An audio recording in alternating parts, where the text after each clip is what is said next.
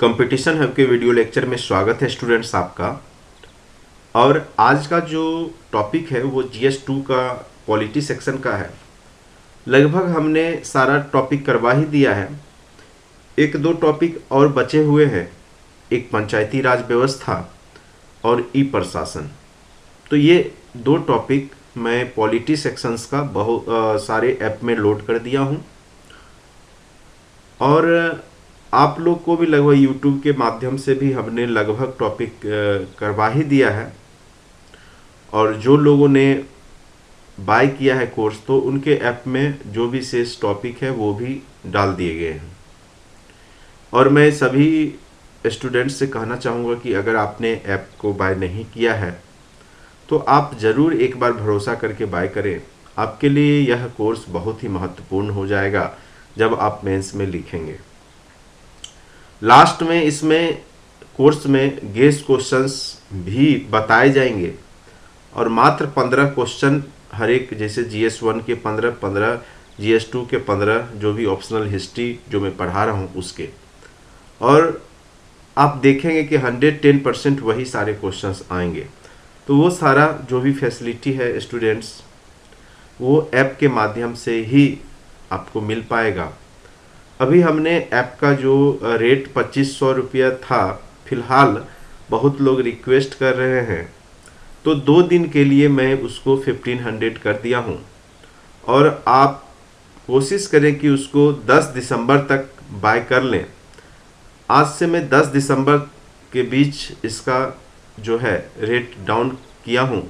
तो उन गरीब छात्रों के लिए कि जो लाचार हैं, जो कोर्स बाय नहीं कर पा रहे हैं, देखिए स्टूडेंट्स, एक मिनिमम कॉस्ट ही हमने रखा है। और आप भी यह बात समझ रहे हैं, हमने जितना चीज़ आपको प्रोवाइड किया YouTube के माध्यम से, बड़ी बड़ी संस्थान भी आपको उतना वीडियो या उतना कॉन्सेप्ट आपको प्रोवाइड नहीं कर पाएगी। इस बात को आप जान रहे हैं। तो आप ज़रूर अभी इतना मिनिमम कॉस्ट में अगर आपको मिल रहा है तो ज़रूर उसको बाय कर लें। और आने वाले समय में 68 में भी आप उससे फ़ायदा महसूस करेंगे। फिर ऑब्जेक्टिव्स के लिए, मल्टीपल के लिए 68 का जो पैटर्न आ रहा है BPSC का, उसके लिए भी टेस्ट सीरीज भी आपको ऐप के माध्यम से ही मिल जाएगा। तो इसलिए आप ज़रूर बाय करें उसको, आपके लिए फ़ायदा कारक होगा वो। चलिए, आज का जो टॉपिक है वो है भारत में चुनाव प्रणाली। चुनाव प्रणाली से तात्पर्य आप समझ ही रहे हैं कि चुनाव की विधि किस प्रकार से भारत में चुनाव करवाए जाते हैं निर्वाचन आयोग के माध्यम से, उसके बारे में आज का टॉपिक है। क्योंकि हमने लगभग टॉपिक करा ही दिया है तो जो भी 2-4 टॉपिक हैं ऐप में भी डाल दिए गए हैं और आप लोग को भी YouTube के माध्यम से भी दिया जाएगा। देखिए, यहाँ पर सबसे पहले भूमिका में हम लोग क्या लिखेंगे वो देखिए। चुनाव किसी भी लोकतांत्रिक व्यवस्था का क्या होता है, आधार माना जाता है। तो जब तक चुनाव नहीं होंगे तब तक आप प्रतिनिधि नहीं चुन पाएंगे। और खास करके लोकतांत्रिक व्यवस्था में जब जनता की सरकार बनती है, जनता के द्वारा चुने जाते हैं, तो उसमें चुनाव क्या है, एक आधार हो जाता है। और भारत में चुनाव की व्यवस्था आप देखेंगे कि व्यवस्थित प्रावधान है। एक प्रॉपर आपके देश में निर्वाचन आयोग है और पूरे सरकारी तंत्र के माध्यम से चुनाव करवाए जाते हैं। सरकारी तंत्र इसलिए मैं बोल रहा हूँ, जो भी प्रशासन के हैं इसमें सभी इन्वॉल्व हो जाते हैं।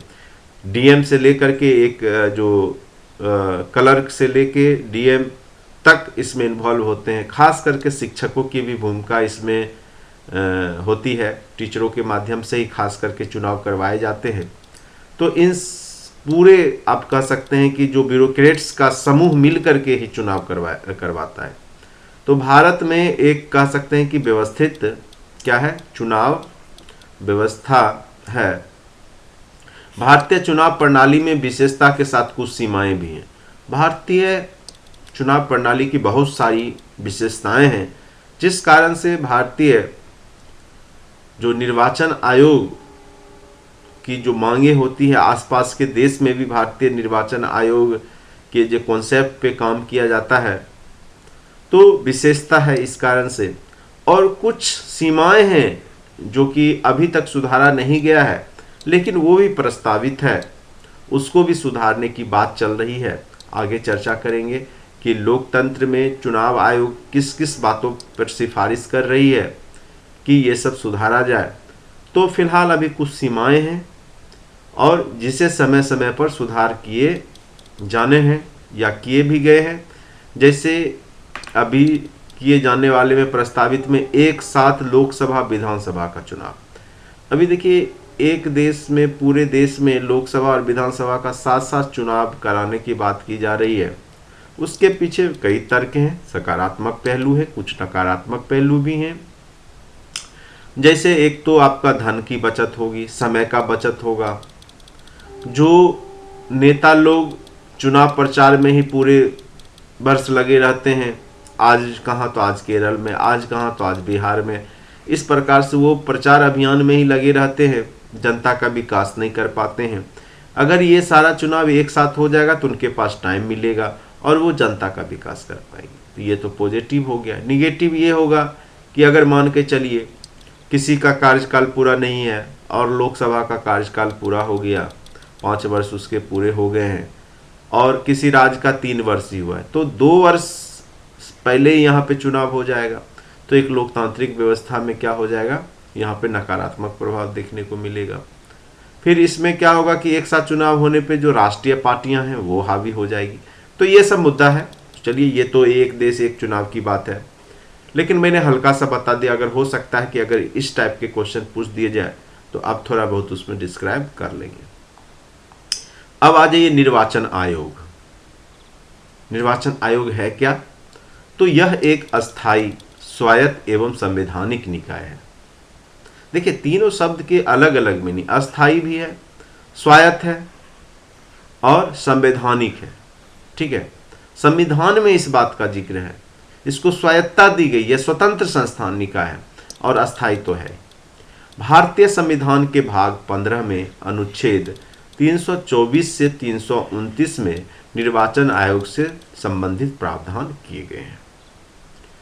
अब देखिए, निर्वाचन आयोग में 1993 के बाद से 3 सदस्य इसमें होते हैं और 3 सदस्य में एक मुख्य निर्वाचन आयुक्त तो होंगे और 2 अन्य आयुक्त होंगे।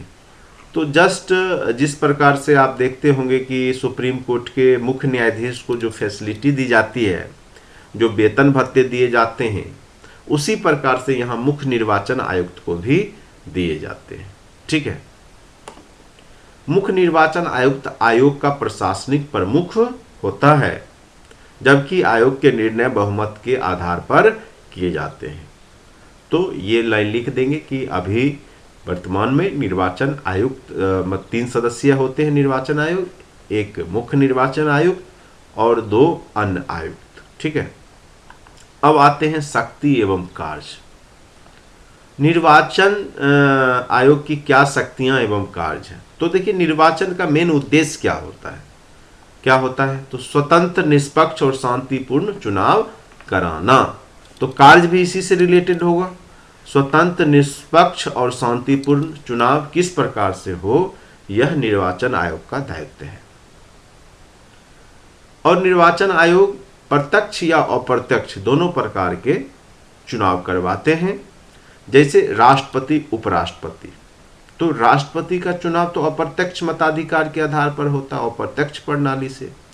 उपराष्ट्रपति का, संसद जो एमपी का है, राज्य के विधानमंडल के चुनाव का संचालन करना। यानी निर्वाचन आयोग का काम क्या है? राष्ट्रपति हो चाहे उपराष्ट्रपति हो, यानी जितने भी आपके देश में निर्वाचन का कार्य है, चुनाव का कार्य है, वो निर्वाचन आयोग के माध्यम से करवाया जाता है।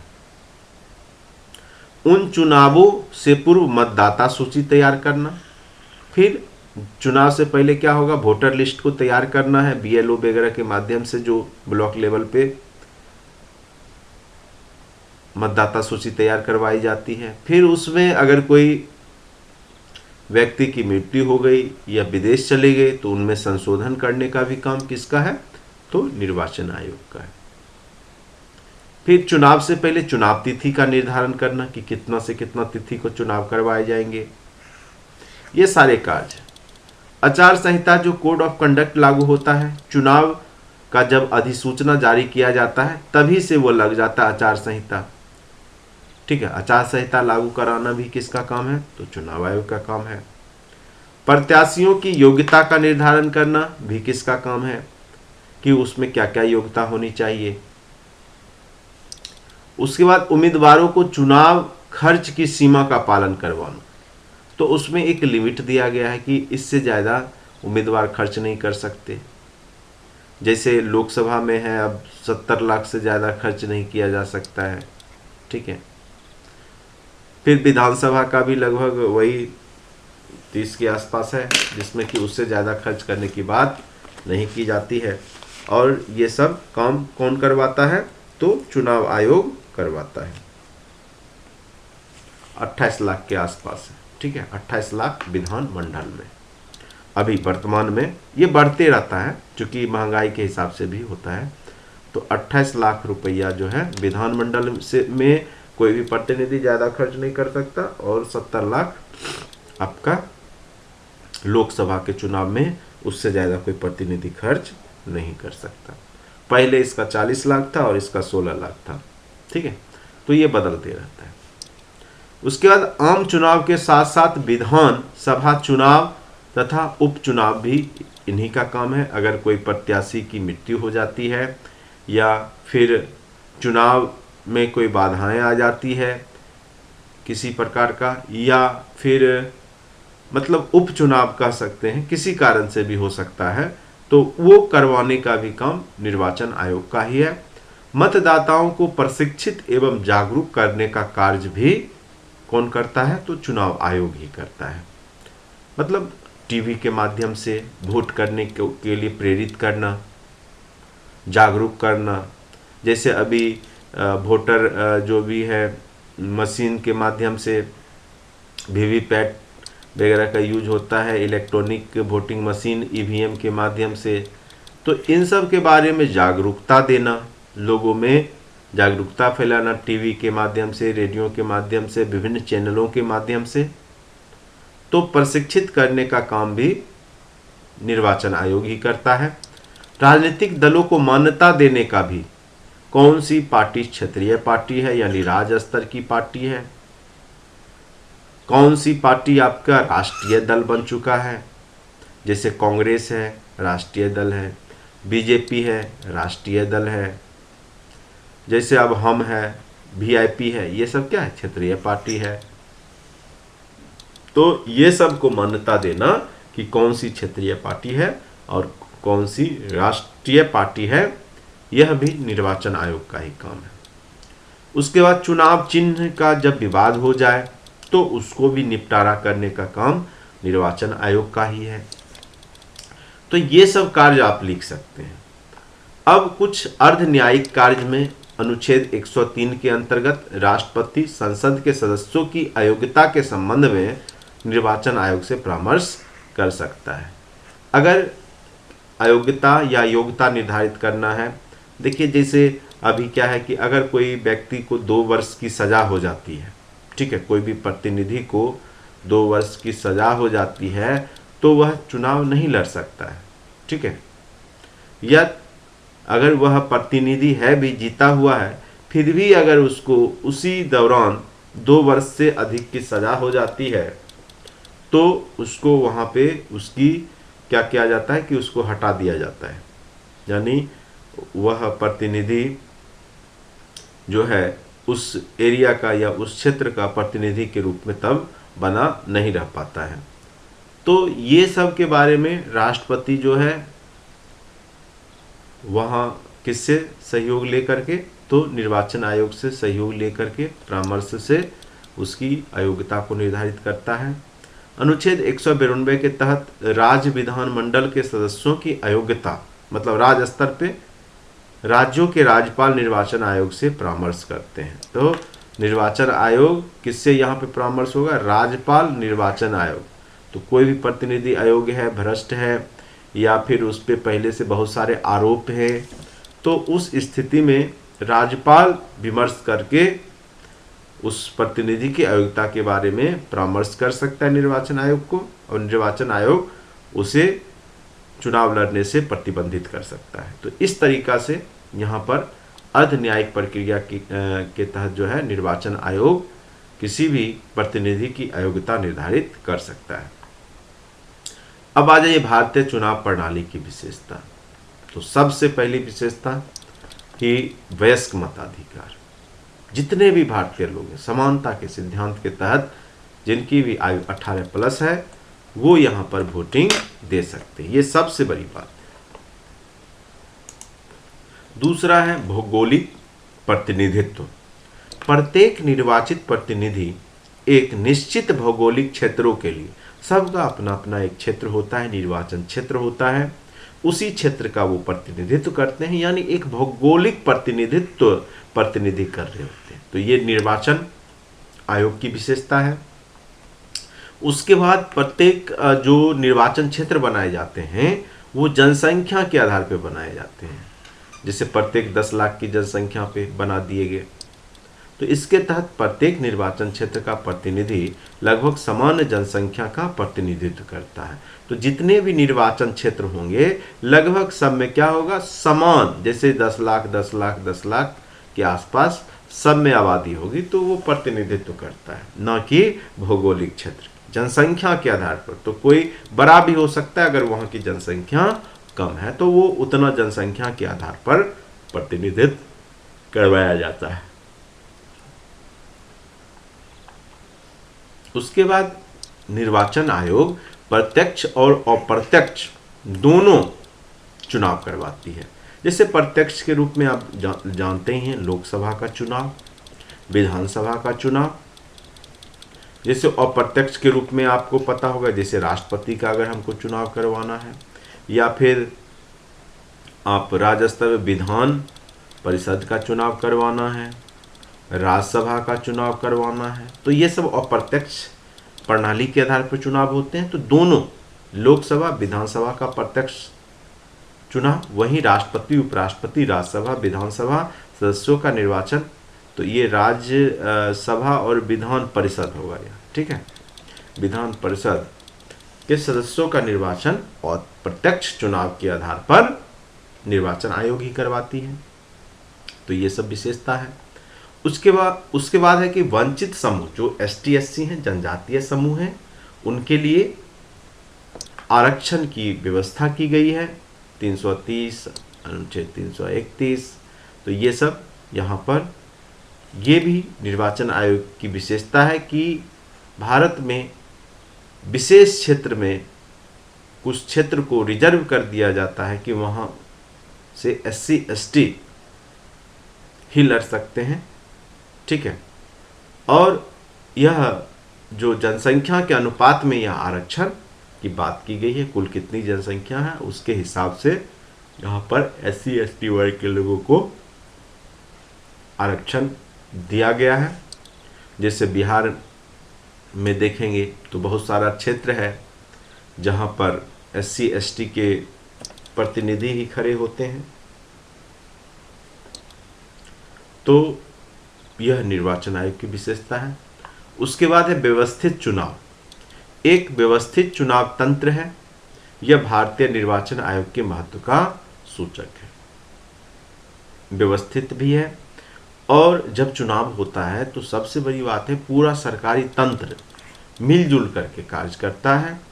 चाहे वह हमने बताया आपका DM हो, चाहे BDO हो, चाहे जितने भी अधिकारी वर्ग हैं, चाहे कर्मचारी वर्ग हैं, सभी मिल करके यहाँ पे आप देखेंगे कि चुनाव आयोग के माध्यम से चुनाव करवाते हैं, ठीक है। तो ये सारी विशेषताओं को आप लिख देंगे अच्छे से। उसके बाद है क्या क्या चुनाव में सुधार करने की बात प्रस्तावित है। तो सबसे पहला लोकसभा और विधानसभा का चुनाव एक साथ। तो हमने बताया ही यह एक अपने आप में बड़ा टॉपिक है। सकारात्मक और नकारात्मक दोनों पहलू हैं इसके। सकारात्मक ये है कि धन की बचत होगी, समय की बचत होगी, प्रतिनिधि जो वर्ष भर लगे रहते हैं चुनाव प्रचार में, वो एक बार में ही होगा, जिससे विकास के कार्य होंगे।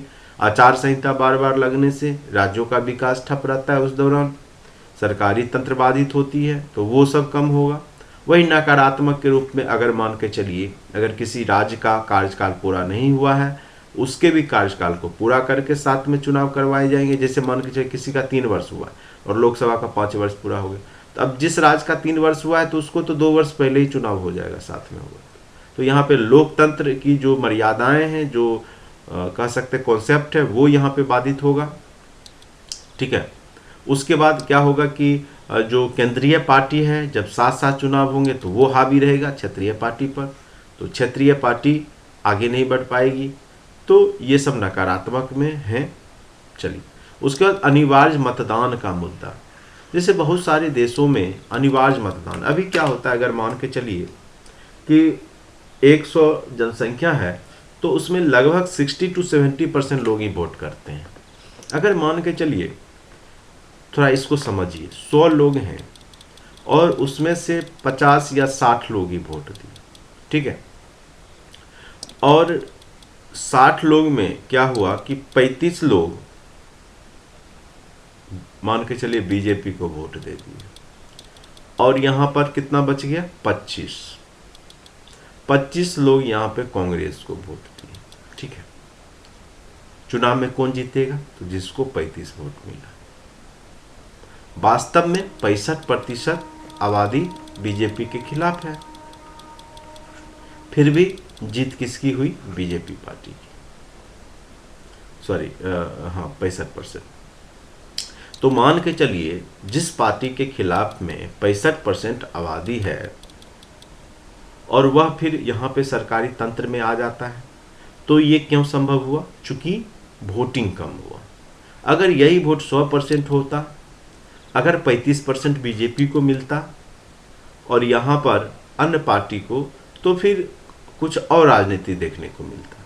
ठीक है, तो इस बात को भी समझना होगा। अनिवार्य मतदान का मुद्दा, लेकिन इसके नकारात्मक पहलू भी हैं कि लोकतंत्र में आप यह थोप नहीं सकते, यह उसके मन पे डिपेंड करता है, तो ये थोड़ा सा है। लेकिन अगर आप सही ढंग से लोकतंत्र की स्थिति को देखेंगे तो लगेगा कि नहीं, अनिवार्य मतदान होना चाहिए, या जो लोग मतदान नहीं करते हैं उनको सरकारी जो भी मदद है उससे निजात दे दिया जाए, छुटकारा दे दिया जाए, उनको दिया ही नहीं जाए। क्योंकि जब आप वोट नहीं दे सकते, आप अपने प्रतिनिधि को चुन नहीं सकते, तो आप सरकार के माध्यम से जो लाभ उठाएंगे वो क्यों उठाएंगे आप। तो ये अनिवार्य मतदान का मुद्दा है। देखिए आगे क्या होता है इस पर। चुनाव आयोग की बात है, देश की बात है।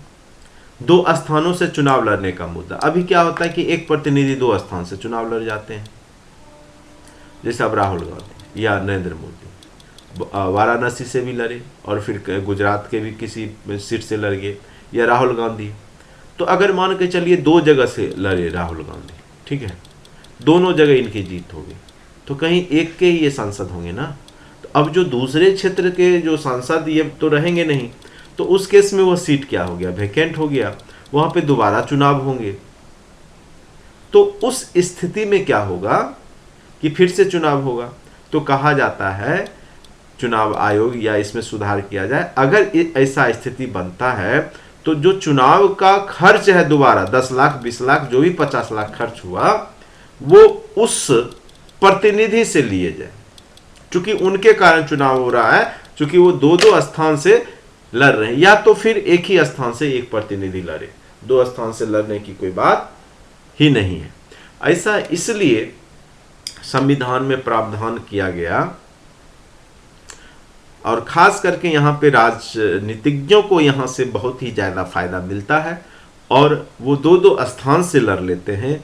अगर एक जगह से हार भी हुई तो कहीं से कहीं जीत जाएंगे, और वो उनका जो है राजनीतिक करियर बरकरार रहेगा।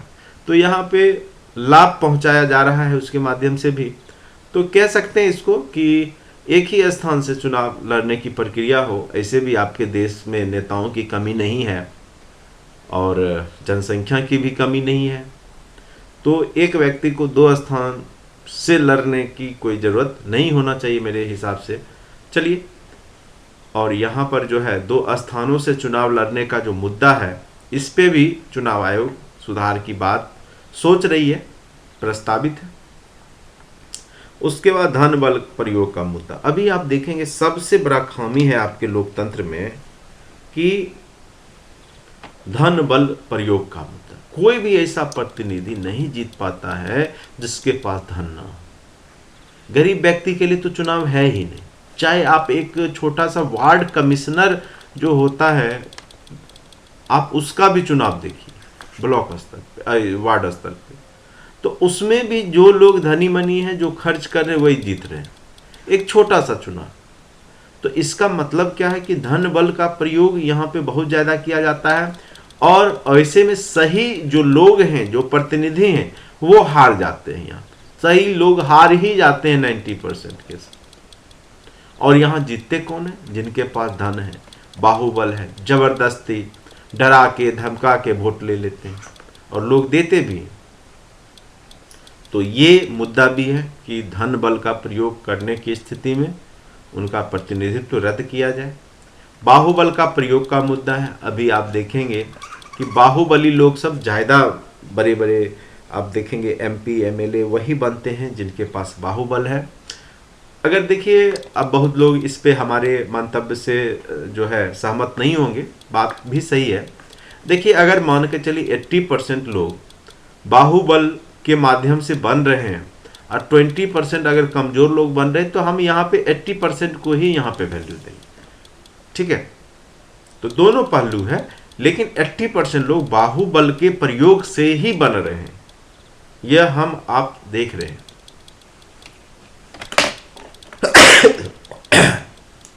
सॉरी स्टूडेंट्स, थोड़ा सा हेल्थ इशू भी है, लेकिन फिर भी मैं आपका प्रयास कर रहा हूँ कि सारे टॉपिक आपके एग्ज़ाम के पहले, ऐसे भी हमने बोला था कि 15 दिसंबर से पहले हम सारा वीडियो अपने ऐप में डाल देंगे, और शायद मुझे लगता है कि हमने 90% वीडियो डाल भी दिए हैं, और जो भी इक्का दुक्का वीडियो है वो भी ऐप में डाल दिए जाएंगे। लगभग 70% वीडियो तो आपको YouTube पे भी आपको देखने को मिल रहा है। चलिए, जाति और धर्म का मुद्दा। आप देखेंगे कि चुनाव आते के साथ बहुत सारी पार्टियां, मैं नाम नहीं बोलूँगा, लेकिन वो जातिगत और धर्म के मुद्दे को उठाना शुरू कर देती है, और सभी उस जाति या धर्म के लोग को क्या करती है कि एक कर लेती है। तो यहाँ पर आप पार्टी के नाम से भी आप जानते ही होंगे कि कौन सी पार्टी, जैसे BJP पार्टी है तो इसमें हिंदुओं के वोटरों की संख्या ज़्यादा होगी। कांग्रेस है तो उसमें मुस्लिमों की संख्या ज़्यादा है वोटरों में, मतलब उनको वोट देने वाले। तो ये क्लियर दिखता है। और ये चुनाव के समय में क्या होता है कि वोट को पोलराइज कर लेते हैं, किसी भी प्रकार से तरह तरह की बातों को बोल के, कोई घटना घटित करवा के, और इससे क्या होता है कि जाति धर्म का मुद्दा बन जाता है। तो चुनाव आयोग ने आगे चल के प्रस्तावित है कि अगर कोई प्रतिनिधि, शायद प्रस्तावित इस पे काम भी हो चुका है, अगर कोई व्यक्ति प्रतिनिधि जाति या धर्म का मुद्दा के माध्यम से चुनाव में उठाते हैं तो उनको बैकलिस्टेड यहाँ पे किया जाएगा, ब्लैक लिस्टेड, उनको चुनाव लड़ने से प्रतिबंधित किया जाएगा, रोका जाएगा, या उन पे जुर्माने की बात की जाएगी। उसके बाद निर्दलीय उम्मीदवार का मुद्दा। अभी आप देखेंगे कि हर एक स्तर निर्दलीय उम्मीदवार बहुत ज़्यादा संख्या में खड़े हो जाते हैं, जो कि समस्या का कारक है। ठीक है, तो निर्दलीय उम्मीदवारों को एक फिक्स कर दिया जाए कि अगर आप 2% वोट नहीं लाते हैं या 6% वोट नहीं लाते हैं तो आपको चुनाव में इतना रुपया देना पड़ेगा, फंड देना पड़ेगा। चूँकि अगर बहुत क्या है कि बहुमत है नहीं, उनको उनकी स्थिति सही नहीं है, फिर भी वो जानबूझ करके चुनाव खड़े हो जाते हैं। तो उस स्थिति में क्या होता है कि चुनाव आयोग को भी परेशानियां होती हैं, क्योंकि वीवीपैट की संख्या बढ़ जाएगी, ईवीएम मशीन की संख्या बढ़ जाएगी, तो उस स्थिति में निर्दलीय उम्मीदवारों को फिक्स कर दिया जाए कि अगर आप उससे कम वोट लाते हैं, मगर ये जैसे मान के चलिए दे दिया गया कि 6% वोट या 4% वोट से अगर आप कम लाते हैं तो आपको जो है फाइन देना पड़ेगा या कुछ भी इस तरीका से। तो इस स्थिति में ज़्यादा निर्दलीय उम्मीदवार खड़े नहीं होंगे। और यहाँ पे आप देखेंगे कि एक फ्रांस में क्या है कि इस तरह की जो है बात चलती है वहाँ पे कि एक निर्धारित मत प्रतिशत प्राप्त करना निर्दलीय को भी ज़रूरत होता है। अगर नहीं किए तो उनको हर्जाने के तौर पे कुछ रकम देना पड़ता है। ठीक है, तो ये सब बातें हैं जो कि सीमाएं भी हैं और साथ साथ प्रस्तावित भी है, जिसमें कि सुधार करने की बात चल रही है। चुनाव आयोग के माध्यम से इन सब मुद्दों पे सुधार किया जाएगा। ठीक है, तो लास्ट में क्या लिखेंगे, इस प्रकार हम पाते हैं कि भारतीय चुनाव अपनी विशिष्टताओं के कारण अपना महत्व को दर्शाता है तथा साथ ही कुछ सीमाएं हैं जिन पर सुधार की बात चल रही है, जो आने वाले समय में चुनाव आयोग की विशेषताओं में जानी जाएगी। और यही जब जो आपकी कमियां हैं उसको दूर कर दिया जाएगा, कमियों को, जो कमियां हैं, जो सीमाएं हैं उसको दूर कर दिया जाएगा, तो आगे चल करके वही चुनाव आयोग की क्या बन जाएगी, विशेषता बन जाएगी। तो इस प्रकार से आप एक अच्छा राइटिंग निर्वाचन आयोग के बारे में कर सकते हैं। उम्मीद करते हैं आपको वीडियो लेक्चर समझ में आया होगा, और अगर अच्छा लगता है तो लाइक जरूर करें। और अगर आप 10 दिसंबर तक अगर आप बाय करते हैं तो मात्र 1500 में ही आपको कोर्स मिल जाएगा। उसके लिए बस आपको लेकिन व्हाट्सएप करना होगा, उसमें मैं कुछ डिस्काउंट कूपन दूंगा ऐप के माध्यम से ही, और फिर तब आप बाय करेंगे तब आपको 1500 में ही आपका कोर्स पूरा हो जाएगा। और जो भी लोगों की जो भी जैसे ऐप में हमने अभी पूरा सारा टॉपिक डाल दिया है, तो फिर आगे चल करके उसमें गेस्ट क्वेश्चन जो भी कह सकते हैं एकदम एग्जाम से हम 15 दिन पहले, जैसे 29 को है तो 15 तारीख तक हम आपको सारे गेस्ट क्वेश्चन और उसका मॉडल आंसर जो भी है ऐसे हमने सारे टॉपिक करवा भी दिए हैं, तो आप उससे भी तैयार कर सकते हैं। तो वो सारा मैं प्रोवाइड कर दूंगा, जिससे कि आपको एग्जाम के टाइम पे बस मॉडल आंसर देख के जाइए और अच्छे से आप लिख के आएंगे। और उम्मीद करते हैं कि आपकी जो सफलताएं हैं वो आपको ज़रूर मिलेगी। तो आज के वीडियो लेक्चर में इतना ही। Thank you.